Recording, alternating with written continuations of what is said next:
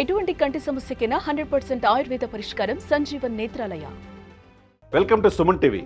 మనం 500 రూపాయలు టికెట్ కొని సినిమాలు చూసే రియల్ హీరో కాదు అని చెప్పేసి ఒకప్పుడు రంగనాథ్ గారిని నేను ఇంటర్వ్యూ చేశాను. ఎందుకంటే సింగం 1, 2, 3లో చూసే రియల్ హీరో కాదు అని చెప్పేసి నేను అనుకున్నా. కానీ ఆ సూర్య సినిమాలోనే కాకుండా నిజ జీవితంలో కూడా రియల్ హీరోనే, 100% రియల్ హీరోనే అని అనిపిస్తుంది.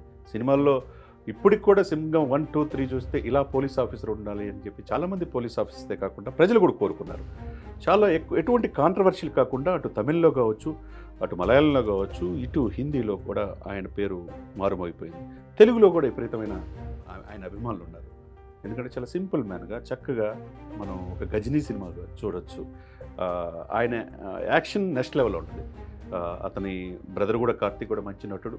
వాళ్ళ తండ్రి నుంచి వారసత్వంగా ఆయన ఇప్పుడు కూడా లెగసీని జ్యోతికాని మ్యారేజ్ చేసుకున్న తర్వాత వైవాహిక జీవితంలో కూడా ఎంతో సేవా కార్యక్రమాలు చేసే గుణం సూర్య ఉంది.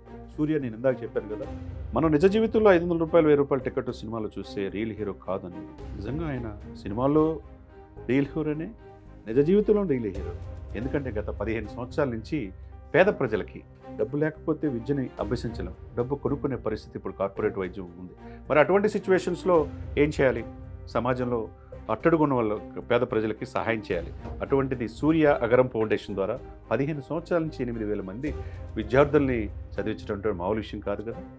దాంట్లో 51 మంది డాక్టర్లు పూర్తి చేశారు MBBS. అంటే దేశానికి ఎటువంటి డాక్టర్లని అందించాడో మనం తెలుసుకోవచ్చు. అదేవిధంగా 51 మంది డాక్టర్లే కాకుండా 1800 మంది ఇంజనీర్లని, అంటే చూడండి, ఈ దేశానికి భారత సివిల్ ఇంజనీర్లు తయారు చేశారంటే మరి సూర్య ఒక తమిళనాడుకి పరిమితం కాల.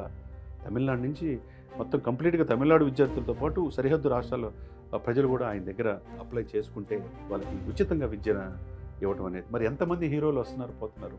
ఆయన చాలా సందర్భాల్లో మీకు ఇన్స్పిరేషన్ ఎవరంటే చిరంజీవి గారు అన్నారు. చిరంజీవి గారు కూడా బ్లడ్ బ్యాంక్ ద్వారా అనేక సేవా కార్యక్రమాలు, రక్తదానం, నేత్రదానం, రెమెడీసిన్ ఇంజెక్షన్స్, కరోనా టైంలో కష్టం వస్తే నేనున్నాననే భరోసా చిరంజీవి గారు ఇవ్వగలుగుతున్నారు.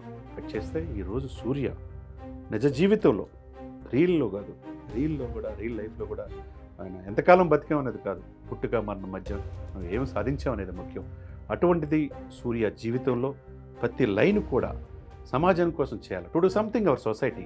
ఈ జీవితంలో మనం బతుకున్నందుకు 10 మందికి హెల్ప్ చేయాలన్న ఆలోచన రావటం, సూర్య అగరం ఫౌండేషన్ 15 సంవత్సరాల నుంచి చేయటం, 8,000 మంది విద్యార్థులను తయారు చేయటం అంటే మామూలు విషయం కాదు కదా. దాంట్లో 1800 మంది ఇంజనీర్లు, 51 మంది డాక్టర్లు అంటే ఎవరు చేస్తున్నారు ఆలోచించుకోండి. ఎందుకంటే మనిషి, ప్రతి ఒక్క మానవ జన్మ అనేది ప్రతి ఒక్కరికి చాలా ముఖ్యమైనది. మరో జన్మ ఉంటుందో లేదో తెలియదు.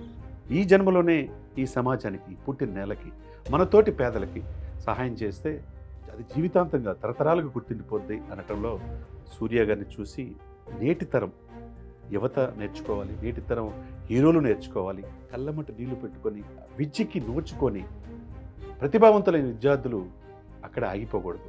వాళ్ళ హోటల్లో కూలి పనులను, లేకపోతే బయలుదేరి పనులు, సర్వర్లో కూడా చేయకూడదు. వాళ్ళు చదువు ఉన్న ఆకాంక్ష పేదరికంలోనే పుట్టడం వాళ్ళు తప్ప అంటే ఏం చేస్తారు? దేశంలో 145 కోట్ల మంది జనాలు చాలామంది పేదరికంతో అలమటిస్తుంటారు. మరి ఇటువంటి ధనవంతులు కూడా భారతదేశంలో ఎక్కువ మంది ఉన్నారు.